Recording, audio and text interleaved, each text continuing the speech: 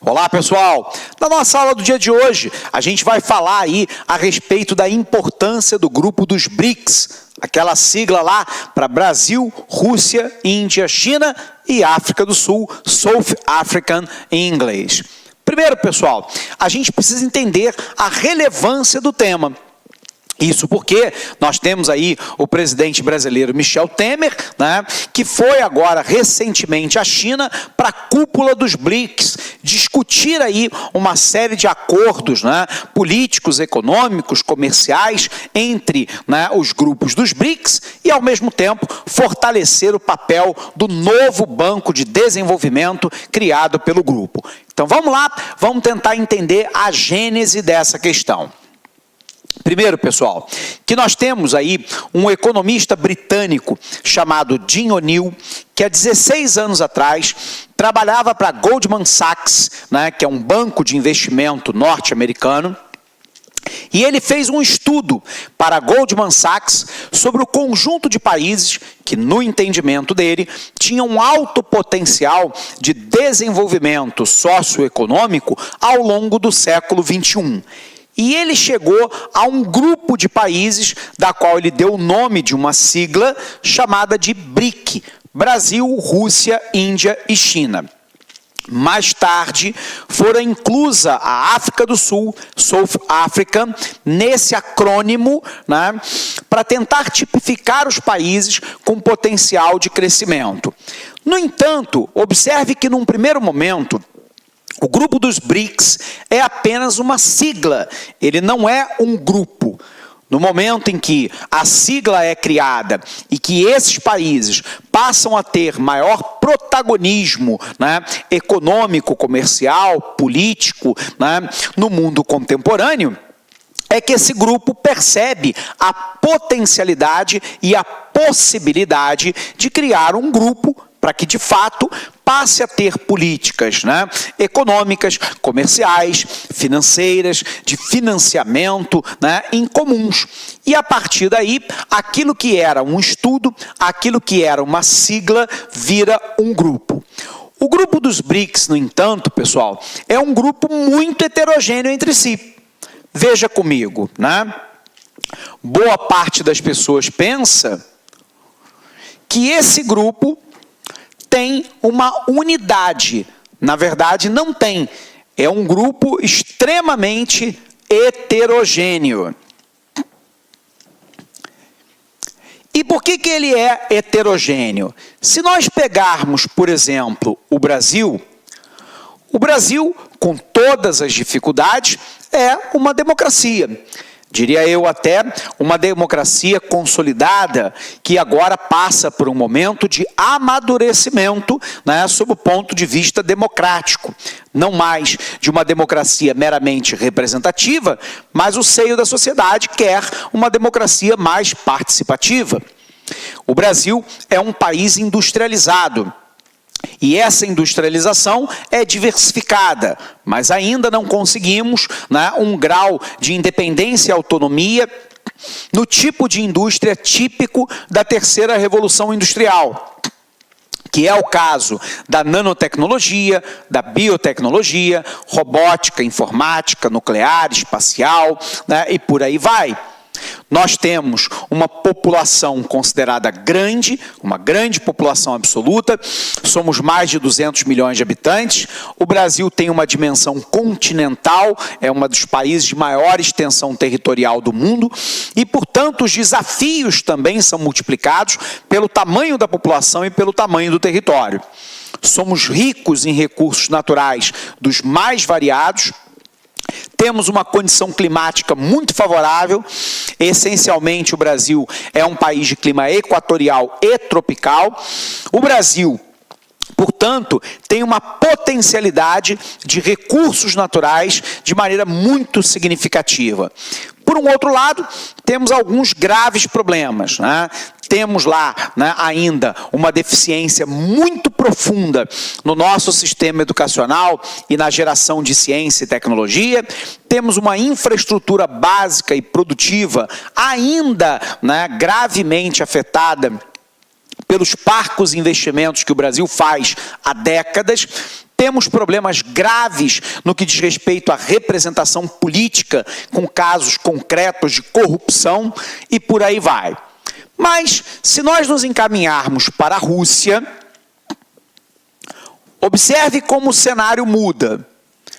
A Rússia também é um país de dimensão, né, continental, tem um clima essencialmente temperado ou polar, tem uma grande população, tem, né, uma diversidade de recursos naturais também grande, mas é um país que nos últimos anos vive uma proto-ditadura. Nós vamos observar que Vladimir Putin exerceu, né, por 2 vezes o mandato de presidente, portanto 8 anos.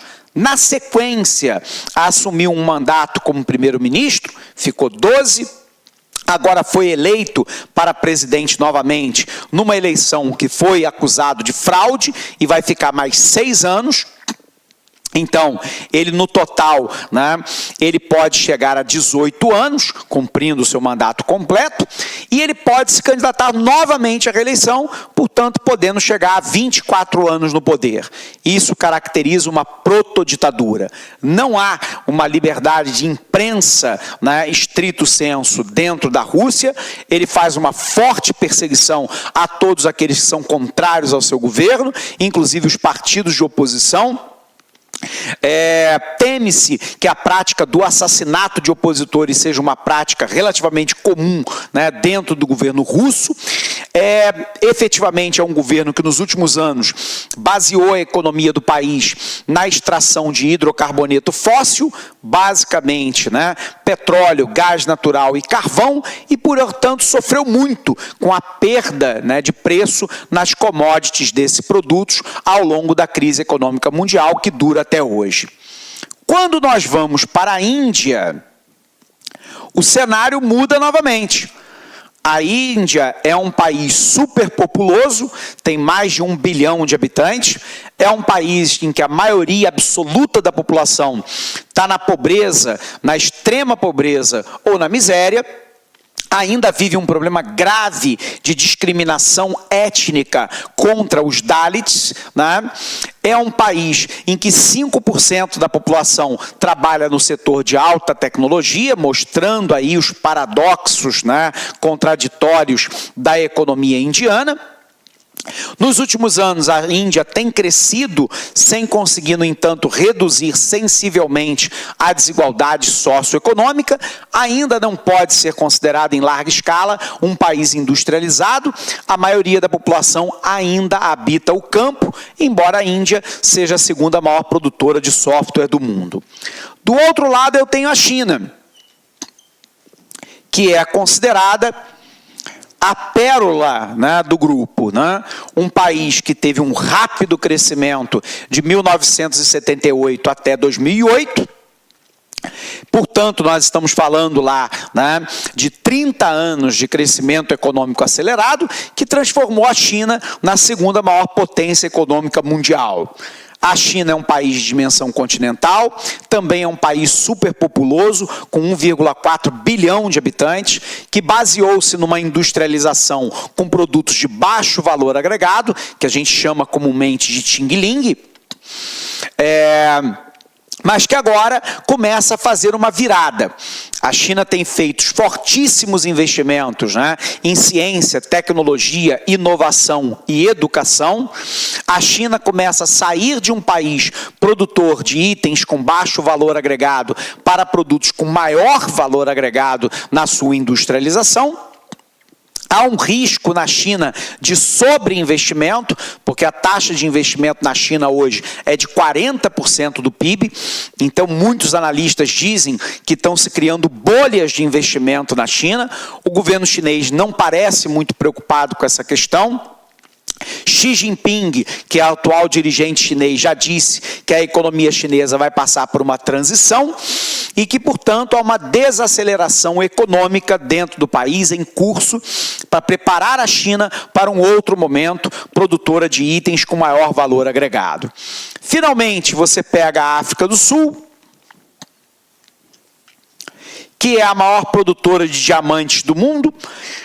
é um país que tem grandes riquezas naturais, mas que ainda sofre fortemente os resquícios do apartheid, do regime de segregação racial que dominou o país até 1994, né?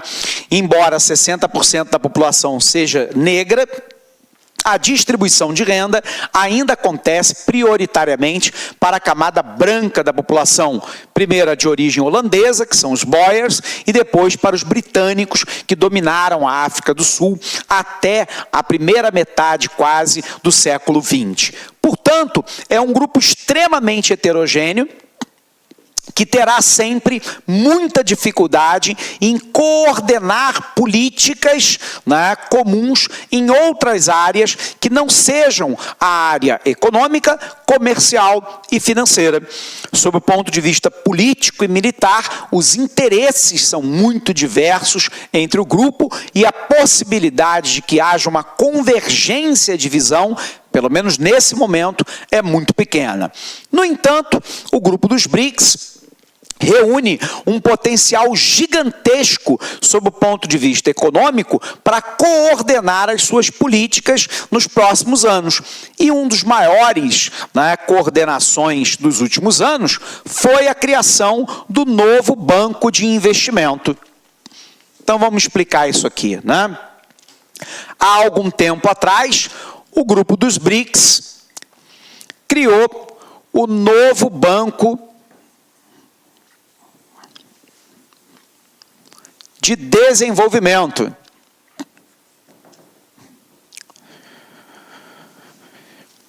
Esse novo banco de desenvolvimento é uma tentativa muito clara de criar uma alternativa, né, ao Banco Mundial para o fornecimento de crédito para projetos de infraestrutura, inovação, ciência, tecnologia e outras, primeiro, entre os países membros e depois para outros países, né, em desenvolvimento que possam aderir ou possam ter relações privilegiadas econômicas com o grupo do BRIC.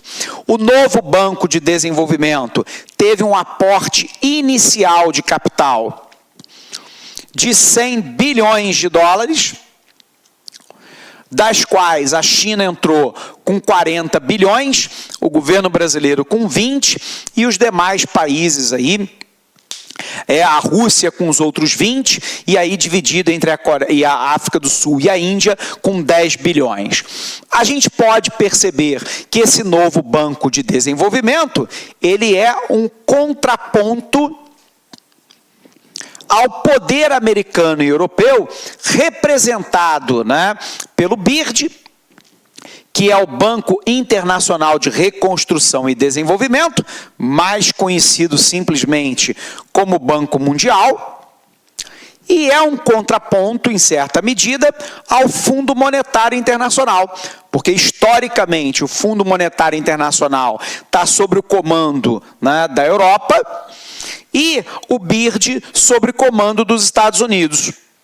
Quando o grupo dos BRICS cria um novo banco de desenvolvimento, cuja sede está em Xangai, na China, na realidade eu estou fazendo um contraponto à ordem econômica que foi implementada, né, pelos aliados após a Segunda Guerra Mundial, na famosa conferência de Bretton Woods nos Estados Unidos, quando então se adota o padrão ouro-dólar como referência no mundo, se cria lá, né, o Banco Mundial, Fundo Monetário Internacional e o antigo GATT, que era o que era lá o Acordo Internacional de Tarifa Alfandegária, que mais tarde vai dar origem à Organização Mundial do Comércio.